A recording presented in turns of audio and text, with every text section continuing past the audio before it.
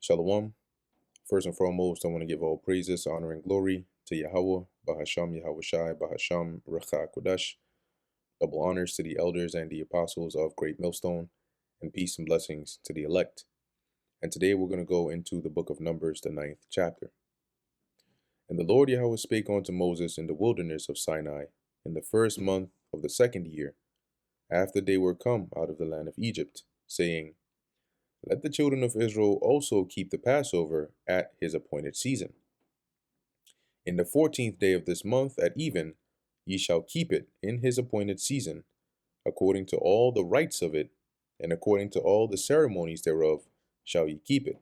So, in the appointed time, even though they were in the wilderness, they would keep the Passover according to the exact way the Lord had instructed them to keep it. And Moses spake unto the children of Israel that they should keep the Passover, and they kept the Passover on the 14th day of the first month at even, in the wilderness of Sinai, according to all that the Lord Yahweh commanded Moses, so did the children of Israel.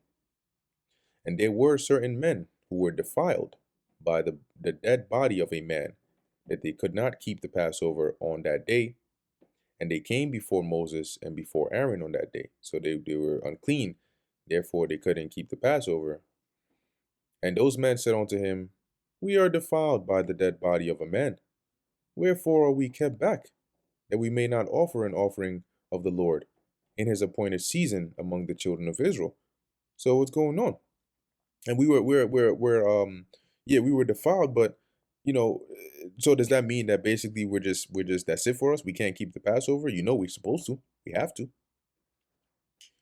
And Moses said unto them, Stand still, and I will hear what the Lord Yahweh will command concerning you.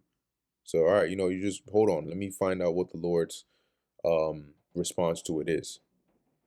And the Lord spake unto Moses. Now, notice he said here, right?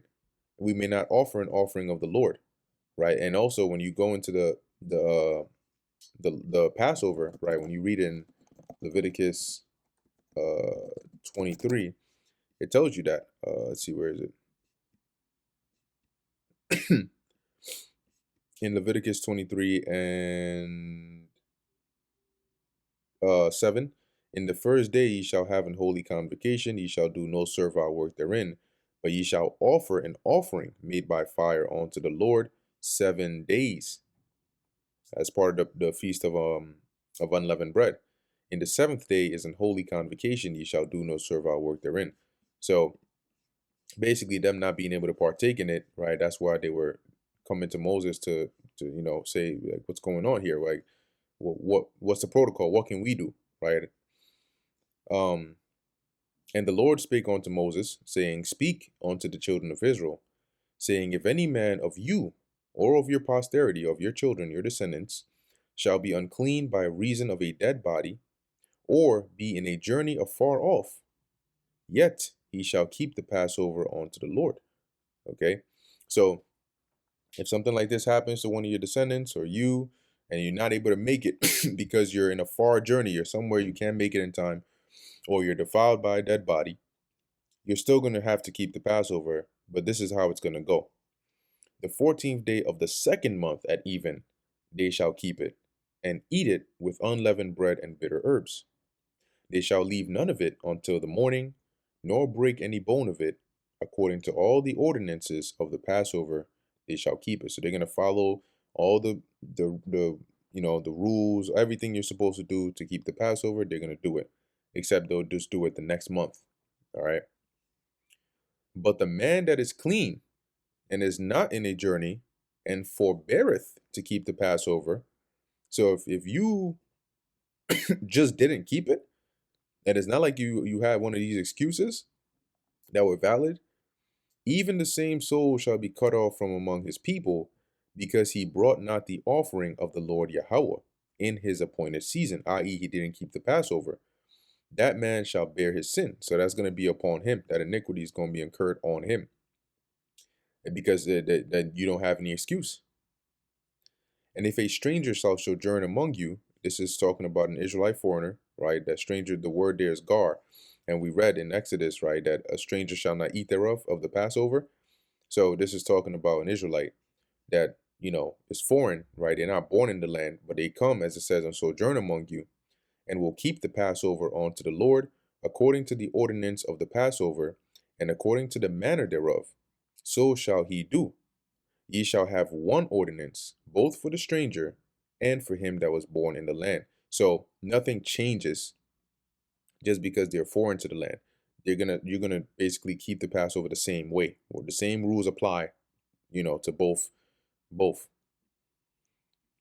And on the day that the tabernacle was reared up, the cloud covered the tabernacle. So when they set up the tabernacle, the chariot came and hovered above it, namely the tent of the testimony.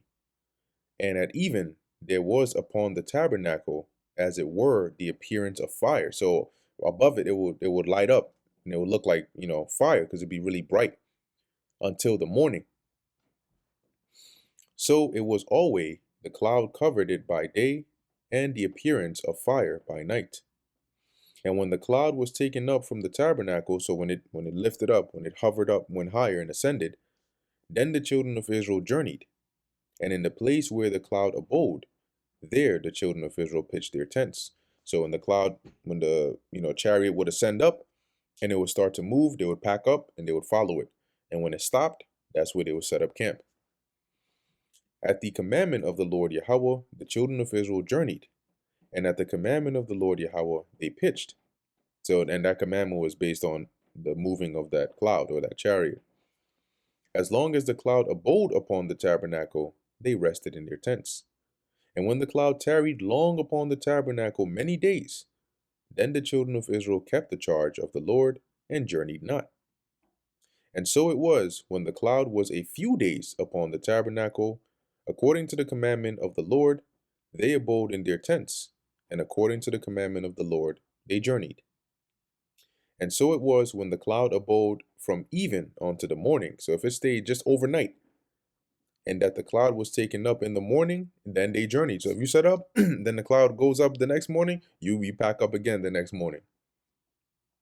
Whether it was a day, or whether it was by day or by night that the cloud was taken up, they journeyed. So if it was nighttime that the cloud went up, you got to wake up, pack up, we got to go. Or whether it were 2 days, or a month, or a year that the cloud tarried upon the tabernacle, remaining thereon, the children of Israel abode in their tents, and journeyed not. But when it was taken up, then they journeyed. At the commandment of the Lord, they rested in their tents, and at the commandment of the Lord, they journeyed. And once again, the commandment being, go based on what the cloud does. If it goes up and moves, you pack up and go. If it stops, you stop. They kept the charge of the Lord Yahweh at the commandment of the Lord by the hand of Moses. And that brings us to the end of the book of Numbers, the 9th chapter. Lord willing, that was edifying to the elect. In closing, I want to give all praises, honor, and glory to Yahweh, Bahasham Yahushai, Bahasham Ruach HaKodesh. And until next time, Shalom.